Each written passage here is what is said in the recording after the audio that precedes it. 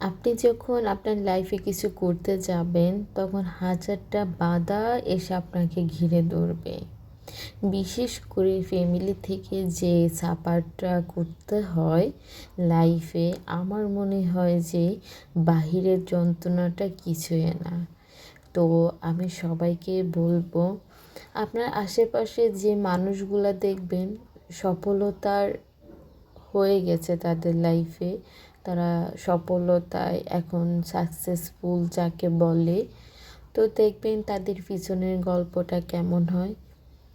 আসলে যদি আপনি গাছে একটা ফল দেখেন, সেটা যদি আপনি না পারেন, তাহলে সেটা কিন্তু আপনি খেতে পারবেন না, আপনাকে কষ্ট করে নিতে হবে।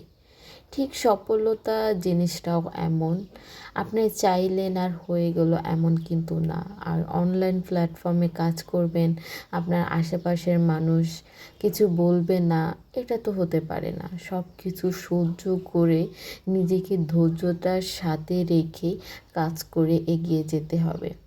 সবচাইতে বড় কথা হচ্ছে, আপনি নিজেকে এমনভাবে তৈরি করবেন, কারো খারাপ কথা যেন আপনাকে না ভাঙতে পারে। এটাই হচ্ছে একজন উদ্যোক্তার জীবন। তাহলেই আপনি জীবনে সফলতার দিকে এগিয়ে যেতে পারবেন।